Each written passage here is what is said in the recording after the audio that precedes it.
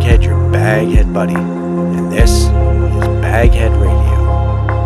For the safety of your smile, use Pepsodent twice a day. See your dentist twice a year.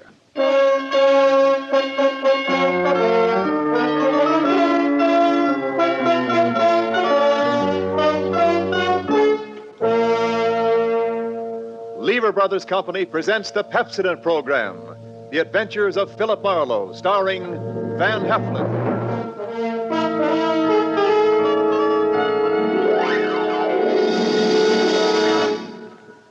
Pepsodent presents Philip Marlowe, Hollywood's famous private detective created by Raymond Chandler.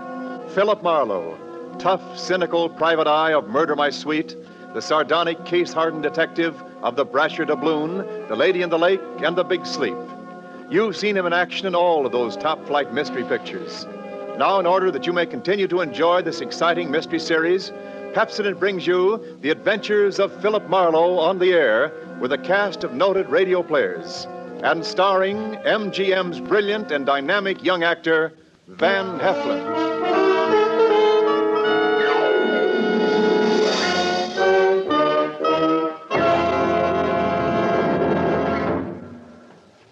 Now, families all over America have named their favorite toothpaste.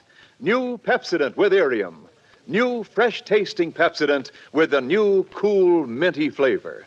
It's the 3-to-1 favorite over all other toothpastes. It's true. With families all over America, new Pepsodent is the favorite 3-to-1. Families from coast to coast recently compared new Pepsodent with other toothpastes at home.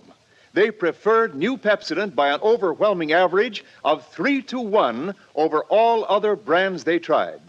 These families, 3-to-1, said new Pepsodent tastes better, makes breath cleaner, makes teeth brighter. Yes, families 3-to-1 say new Pepsodent tastes better, makes breath cleaner, makes teeth brighter. Get new Pepsodent toothpaste for your family right away.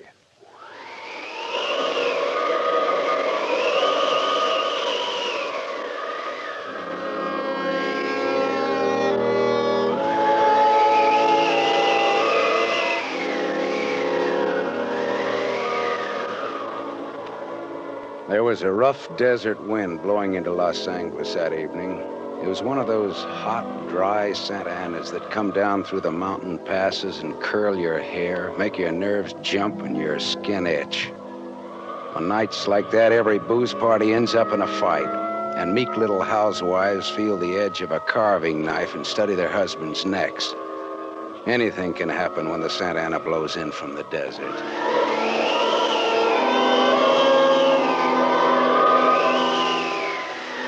I closed up my office early. I got tired of reading Philip Marlowe, private investigator, backwards on the ground glass of my office door. So I opened the door and closed it from the outside and locked it and went out to get a beer before I went up to my apartment.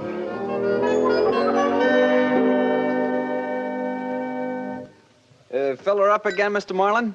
Marlowe. Marlowe. Marlin is a fish. Yeah, I know. Hey, you bartender. Give me another rye. Drunk again. What'd you expect in this business? Autograph hounds? Make it snappy, you hear? Be right with you, sport. I gotta draw this man a beer. Crying out loud, these stumble bums who come in here. You got another customer, Bacchus? Hey, Bud. You seen a lady in here lately? A lady? Tall, good-looking, brown hair, a print bolero jacket, and a blue silk dress. No, sir. No, sir. Nobody like that's been in. All right, straight scotch, fast. I left my engine running out there. Yes, sir. Yes, sir. This slick-looking, sarcastic guy stepped up to the bar and drank his scotch whole. And he stopped. The drunk was grinning at him. And then, without changing his grin, the drunk swept a gun from somewhere so fast it was just a blur coming out. Made a couple of hard snaps, and a little smoke curled. Very little. All right, you other guys. Don't move. So long, Waldo. All right, don't move, you two. Oh, Waldo. But I made his nose bleed. So long, boys. Drink up. All right, get on that phone, kid. I'll get his license number. Holy smoke. Holy smoke. Not too late. Drove away with this dead guy's car. Maybe he ain't dead. He's dead, all right. Where's your phone? This is for the police.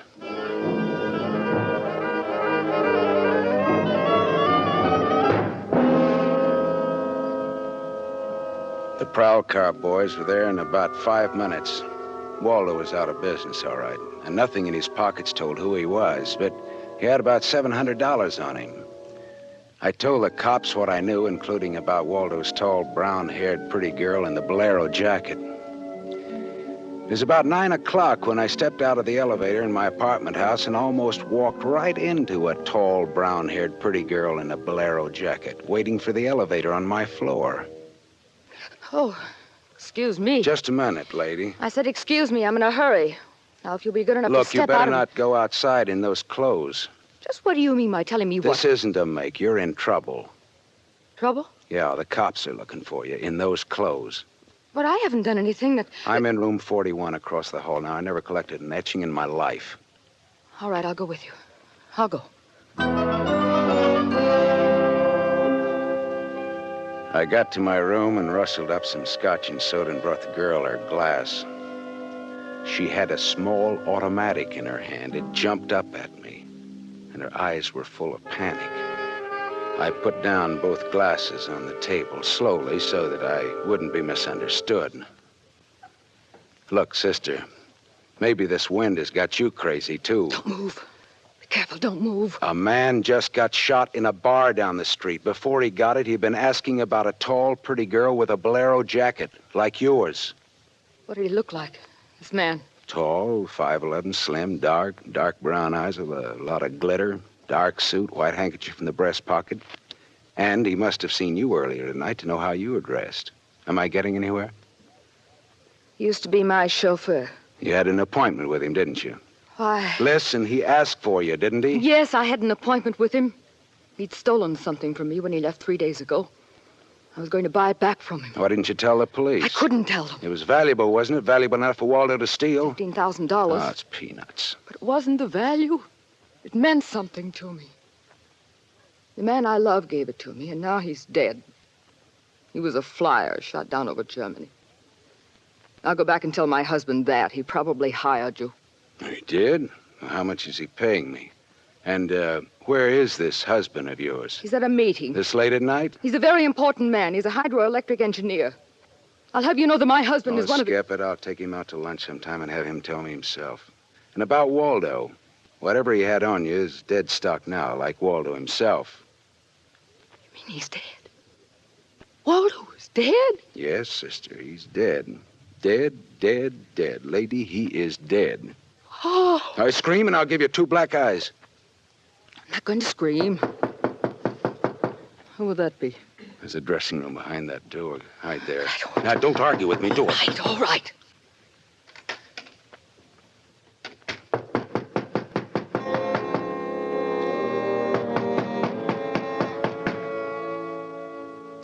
Then I went to the door, making a loud, yawning sound. The backs of my hands were wet. I opened the door. Without a gun, that was a mistake. I certainly knew the gun I was looking into, a .22 target automatic that had already killed 1 man that night. And I knew the bald head and the flat, shiny eyes and the face like a poisonous lizard. Baldy put the muzzle of his gun lightly against my throat. I backed into the room, and Baldy kicked the door shut. You alone? Look for yourself. I'm asking, not looking. I'm alone. You and that dumb bartender saw me dust off Waldo. What did Waldo do to you? Who's asking? Just making conversation. He stooled on me on a bank job we did together. Got me 4 years in Michigan pen. How is he? Dead. I'm still good, drunk or sober. Tell me why I came here, pal. You heard the barkeeper and me talking. I told him my name, where I lived. That's how, pal. I said why. Skip it. The hangman won't ask you to guess why he's there. Oh, you're pretty tough at that, ain't you? But you're slamming off, pal. All right, but you could get that gun out of my neck and try somewhere else. Oh, yeah, sure. Is this better? This suits you all right? Just so it isn't my neck. Say when, pal. It's your party. I leaned against the gun. The door of the dressing room showed a crack of darkness. The crack widened. I began to shake a little. The girl came quietly into the room, but there was white all around her iris. She was scared. She had her gun in her hand, but I was sorry for her. Dead sorry. She'd try to make the door scream. Either way, it'd be curtains for both of us. You scared, mister? You worried about any little thing? I couldn't talk. The girl floated in the air somewhere behind Baldy, and her horrified face was drifting toward us. My mouth was as cold and dry as yesterday's toast. Well, kid, how's it feel? You ready yet?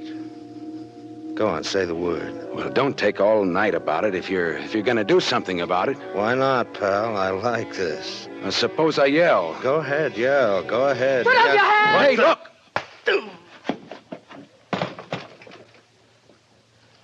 Oh, Thanks, sister. Thanks. That buys me. Everything I have is yours now and forever. Is he dead? You flatter me no end, lady. I only punched him. All right, now get out of here while I call the cops down on this killer. Yes. Yes, good night. Good Hey, night. wait. Leave that bolero jacket here. It marks you for the cops. Oh, yes, here. Okay. See you again? Why? Oh, I don't know. No, I guess not. After all, who am I to be the rival of a dead flyer? I'll see that the police get Jesse James here. Good night, lady.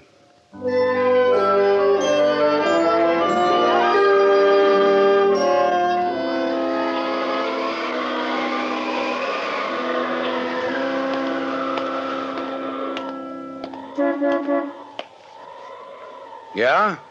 You mean me? Yes, please.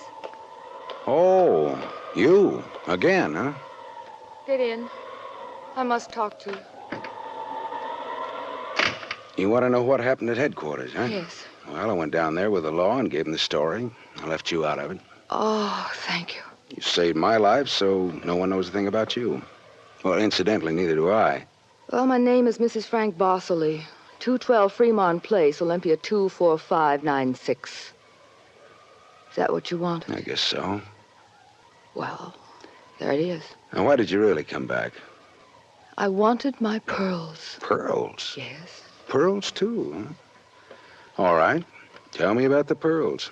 We've had a murder and a beautiful mystery woman and a sadistic killer and a heroic rescue. Now we will have pearls. I was to buy them back from the man called Waldo. Well, I saw everything that came out of his pockets, and there weren't any pearls. Could they be hidden in his apartment? It's possible. Waldo lived on the same floor you do in this apartment house. And why didn't I know him, at least by sight? He moved in last week. He managed to get a sublet. Great, a sort of an amateur magician on the side, huh? It's getting rather late. Yeah. What about your husband this hot, mysterious night? He's still at his meeting. Well, you could have brought him along. You could have sat in the back seat working out a problem in hydroelectrics while... While what? Well, I didn't have any answers. They wouldn't sound cheap or just ridiculous or from the sophomore class in repartee. I had an unlit cigarette in my hand. I threw it out of the window. I took a hold of her and kissed her. She sat very still. I was shaking when I let go of her. Her voice trembled a little when she spoke. I meant you to do that. I wasn't always that way. Only since Johnny Dalmas was killed in the war. He gave me those pearls. 41 of them perfectly matched with a diamond propeller clasp. I'd have loved them if they'd been wooden beads because he gave them to me. I love Johnny. The way you love just one time. You understand that? What's your name? Lola. Lola, how did you explain a $15,000 pearl necklace to your husband? I told him they were imitation, and I bought them myself. How did Waldo latch onto them and what they stood for? When my husband was in Argentina, Waldo and I'd go for long drives. I was restless and wretched because of Johnny. Sometimes Waldo and I had a little drink together, but that's all. But you confided in Waldo about those pearls. I was a fool. And when your husband came back, Waldo stole the pearls and offered to sell them back to you, or he'd tell Papa, huh? I was a fool. And now you think the pearls are upstairs in Waldo's apartment? I suppose it's a lot to ask. No, sweetheart, huh? I've been paid. I'll go look. Wait here, huh?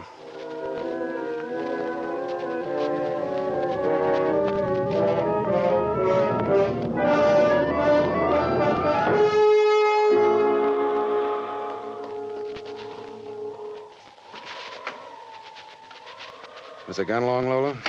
No. Well? No. No pearls? No pearls. Oh. There was a man in Waldo's room. A man? Who? You know a man named Leon Balsanos? Not by name. I don't know. Mexican, South American, about 45, small, iron gray hair, very neat, fawn-colored suit, wine-colored tie. No, I don't think I know such a man. Is he the one in Waldo's room? Yeah. What does he have to say? Very little. In fact, nothing. He's dead.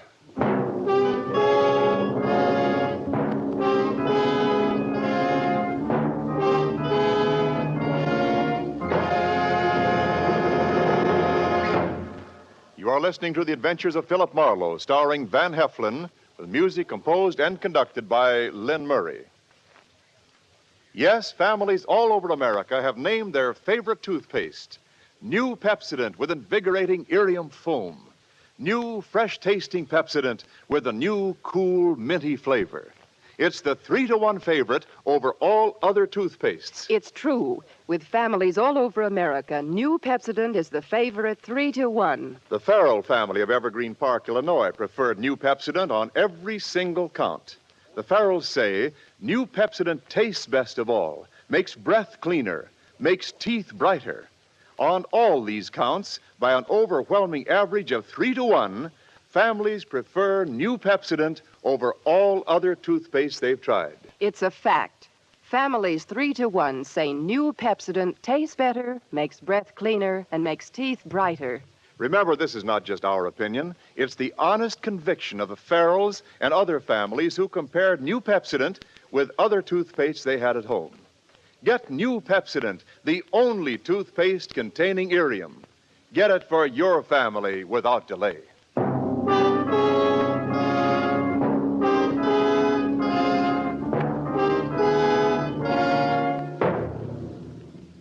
We continue with The Adventures of Philip Marlowe, created by Raymond Chandler and starring Van Heflin, who appears by arrangement with Metro-Goldwyn-Mayer, producers of the Technicolor musical Fiesta, starring Esther Williams.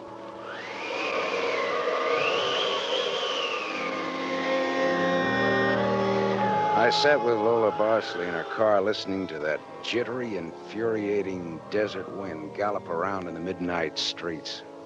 I just told her about the Latin-looking man I'd found in Waldo's room in a very dead condition. I held her hands until they stopped trembling. Then I gave her the few remaining details. He had a gun in a shoulder holster, but someone had strangled him before he could use it. Someone? Waldo? Maybe. You see that convertible coupe 2 cars ahead of us? It's been there for hours. It was there before I parked here to wait for you. Leon, the man in Waldo's room, came in that car, but according to the key containers he carried, that isn't his car. Whose car is it? Does it matter? Well, it belongs to a lady according to the tag on the keys. A lady? Well, anyway, a woman, if you're going to split hairs. Eugenie Kolchenko. In West Los Angeles? Never heard of her. Uh-huh. All right, well, you go home now, huh? What are you going to do? Drive that flossy convertible around, wave at my friends, impress people. You run along now. Me, I've got another date.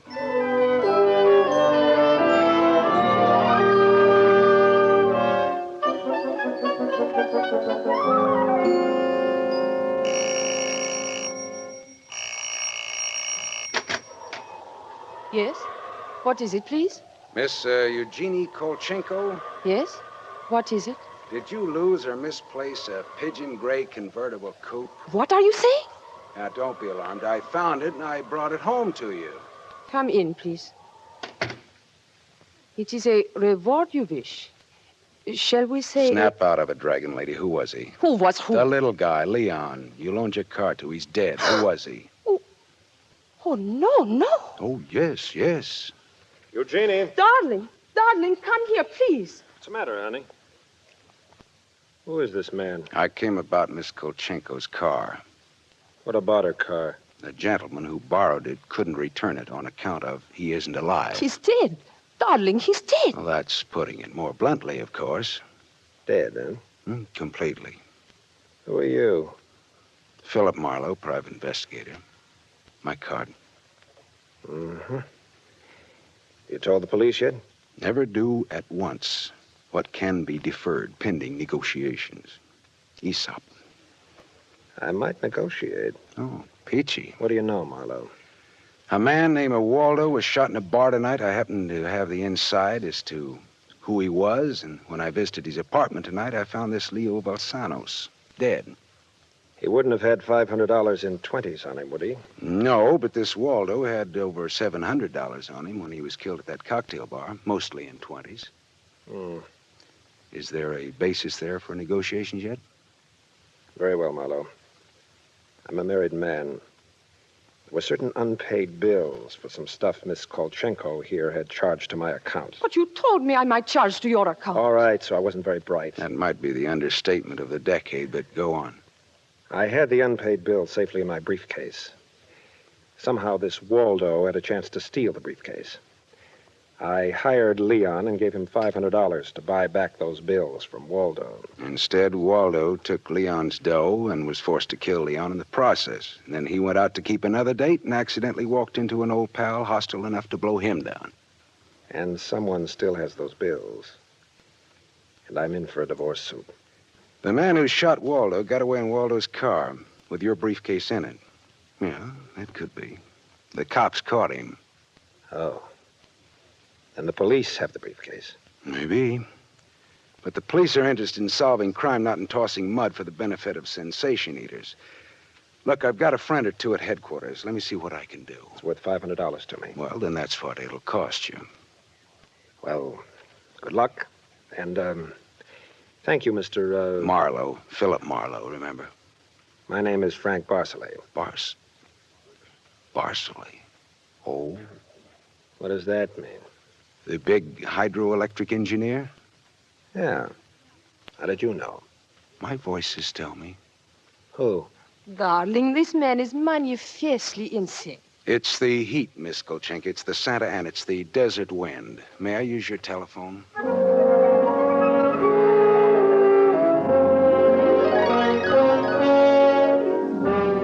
Someday I must tell you about Ibarra.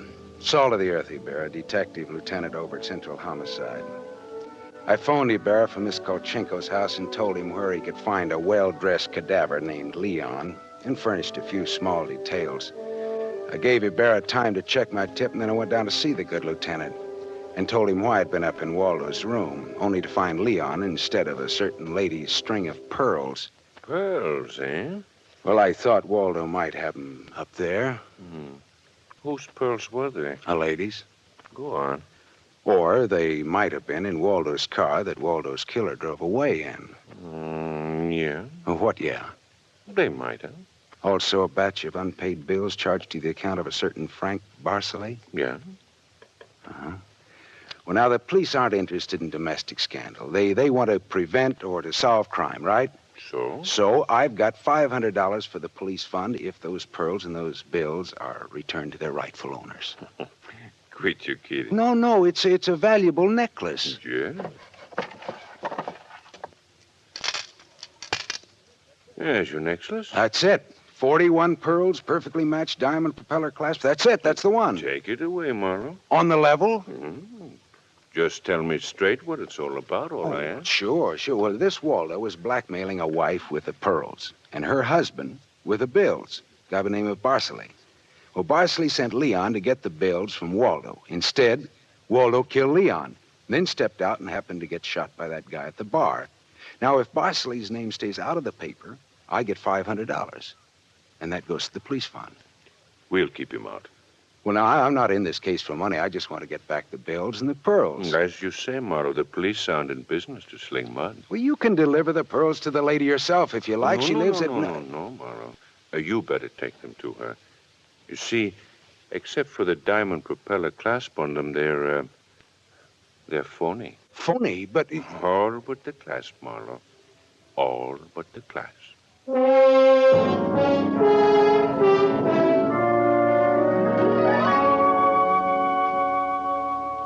I stared at Ibarra. So the flyer, Johnny Dalmas, the great lover, had given Lola a string of fake pearls. Well, I didn't know how to tell her, but I called her up and told her to meet me at the Beachcombers at 2. I was going to slip her the bad news slowly. I'm glad you asked me to meet you here, Mr. Marlowe. See, I had to have someone to talk to. Well, go ahead. Go ahead, talk. I'm listening. Now, Mr. Marlowe, now more than ever, I must have those pearls. Why? Money trouble? Oh, no. It's just that everything's gone wrong. And this morning, my husband told me we're to separate. Oh, I'm sorry, Lola. But if I had Johnny's pearls, it would be a link with the past and with Johnny. And all he meant to me. It's how a woman feels, Mr. Marlowe.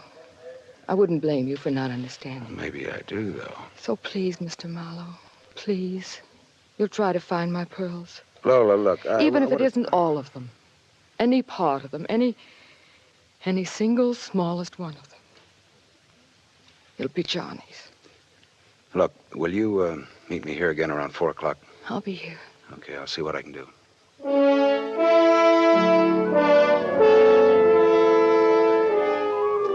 There was only one earthly decent thing I could do.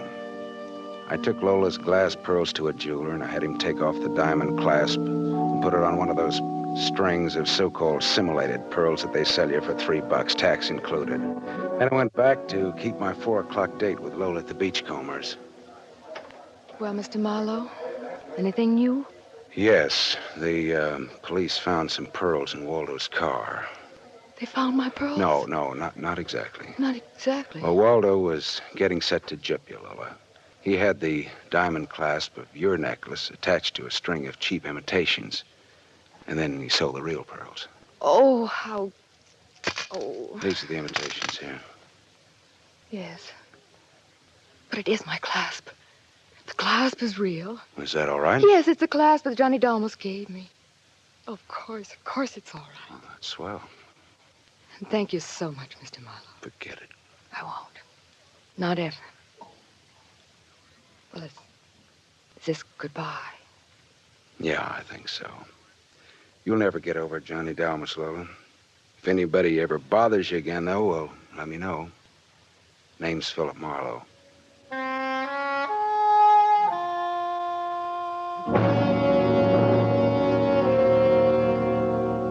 I drove almost to Malibu, and then I parked and walked out on a rock cliff jutting into the Pacific Ocean. Then I reached in my pocket and dug out the string of Bohemian glass pearls that Lieutenant Ibarra had found in Waldo's car. I cut the knot at one end and slipped the pearls off one by one. One by one, I flipped them into the water. The gull swooped down on them and then flapped up again, screaming indignantly. The phony pearls had fooled Waldo and Lola Barsley, but they couldn't fool a seagull.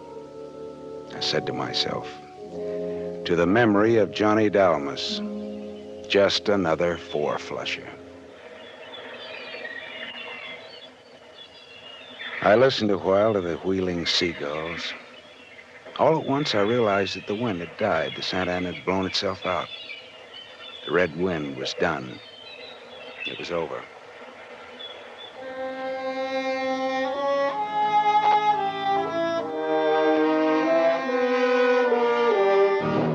You have just heard Van Heflin starring in the first of a new mystery series, Raymond Chandler's The Adventures of Philip Marlowe, brought to you by the Lever Brothers Company, makers of Pepsodent. Have you tasted the new Pepsodent toothpaste? Its lingering, minty flavor is so fresh and inviting, families prefer it by an overwhelming average of 3 to 1 over all other toothpastes in a recent nationwide test. They said new Pepsodent tastes better, makes breath cleaner, and makes teeth brighter. Remember, new Pepsodent gives you more invigorating irium foam. It sweeps dulling film away. No wonder it's the 3-to-1 favorite with families all over America. Get new Pepsodent with irium for your family right away. Tonight's story on the adventure of Philip Marlowe was based on Red Wind, written by Raymond Chandler, creator of Philip Marlowe, the screen's most famous private detective. It was adapted for radio by Milton Geiger. Heard with Van Heflin was Lorene Tuttle as Lola Barceley. And this is Wendell Niles inviting you to listen again next week at this same time to another exciting story on the adventures of Philip Marlowe, starring Van Heflin with a distinguished cast. This is NBC, the National Broadcasting Company.